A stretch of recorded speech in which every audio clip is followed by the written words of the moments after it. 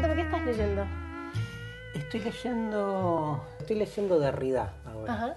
Mucho Derrida. Los tengo por acá. Jacques Derrida, acá anda. Sí, sí. Están separados los tres. Sí, en realidad el que estoy leyendo es un libro sobre Derrida que se llama Hospitalidad y Política, que me lo regaló la autora, que es Ana Paula Benchayadeh.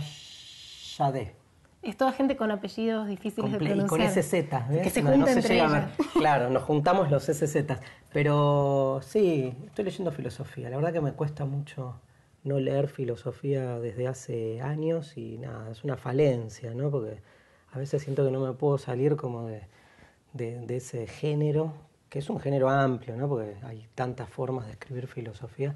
Pero bueno, hace rato que no leo ficción y se siente en el cuerpo. Y Derrida, sí, para alguien que nunca se acercó a Derrida, ¿por qué te interesa este autor? Pasa que, digamos, ¿viste? El que se dedica mucho a algo empieza como a perder la capacidad de asombro, ¿no? Entonces cuando aparece un autor que como que desencaja de lo que se viene diciendo, digamos... ¿Y Derrida es uno de esos autores? Sí, estoy enamorado de Derrida. Lo adoptás y te lo llevas años.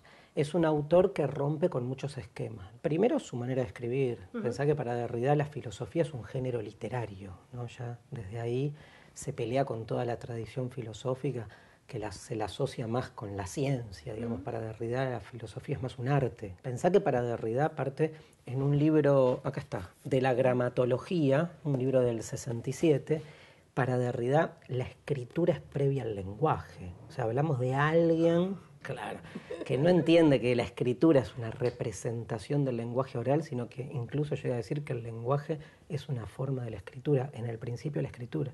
O sea que desde ahí, obviamente, va a darle mucha importancia al modo en que se escribe. Y si tuvieras que empezar por un libro de divulgación de filosofía, que no leíste nunca nada de filosofía y querés arrancar, hacerte ese tipo de preguntas. Sí. Mirá, obviamente no está acá. El libro que recomiendo es El Mundo de Sofía, que es un libro, un bestseller, que noveladamente va contando y explicando la filosofía como para cualquiera que se inicia. A mí me gustan los manuales de filosofía, los tengo medio por acá. Acá tengo algunos, por ejemplo, relecturas. Tengo este famoso libro de Carpio, ¿sí?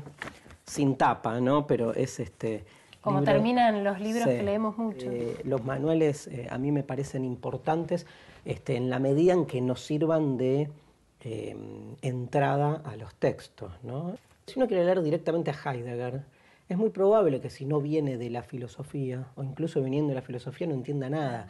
Ahora, si uno se lee un libro, digamos, que te explica más o menos cuáles son las líneas directrices del pensamiento de Heidegger, contra quién se pelea, te hace como un glosario de sus 10 conceptos fundamentales. Después cuando vas al libro y lees el Dasein, ya sabés de qué está hablando. Lo negativo es que te direcciona la lectura, ¿no? Todo explicador o comentador de la filosofía baja su línea, ¿no? Pero bueno, con esa reserva me parece una buena estrategia. ¿Y vos cómo llegaste a la filosofía? ¿Qué fueron las primeras cosas que leíste? De muy chiquito me interesaba mucho estas grandes preguntas existenciales, ¿no? Sobre todo la cuestión del origen, ¿no? Viste que dicen que uno se acerca a la filosofía por la pregunta por el origen o por la pregunta por la muerte, que es la misma, en la pregunta por el origen, pero en los dos extremos. A mí el tema de la muerte no es que no era el tema que más me llamó, la mayoría llega por ahí, sino el tema del origen, ¿no? La filosofía como género a mí me cambió la cabeza, ¿no?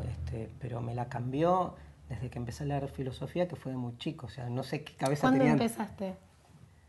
Y ponele ya los 6, 7 años. 6, 7 años leía filosofía. Porque hice un colegio religioso en la primaria y entonces me instaló los grandes temas en el aire, o sea, me empecé a preguntar por todas esas historias. Los relatos bíblicos eran una materia, a mí me fascinaba porque me parecían increíbles en el doble sentido de la palabra, ¿no? Sí, sí. Pero lo que me generó era como el deseo de querer saber, ¿no? Que es un poco la base de la filosofía.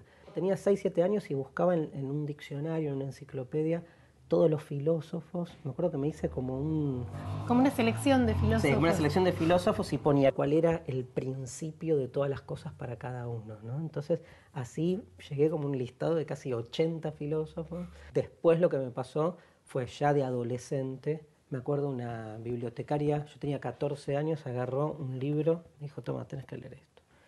Y era Humano, demasiado humano, de Nietzsche. Y lo abrí, no entiendo nada, ¿no? Pero no importa, hay algo que llega y que me mueve. A mí me pasó eso con Nietzsche. Yo creo que hay que valorar el no entender. No somos solo razón, ¿no? Entonces la cosa te llega por otro lado. Aparte la literatura es eso.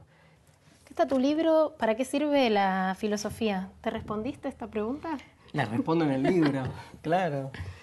Lo que pasa es que la respondo en el libro de una manera muy particular y voy respondiendo la pregunta como si fuese un viaje, ¿no? Un viajero. Hay un personaje de ficción acá, en realidad, que le van pasando cosas en la cabeza y eso me sirve como disparador para hablar de la filosofía. Pero cada vez que se responde el personaje a la pregunta, deconstruye esa respuesta que él da y lo lleva a otra pregunta. O sea que en realidad doy 12 definiciones de la filosofía diferentes. Ese acto de locura, diría Derrida, esa experiencia de lo imposible es la filosofía.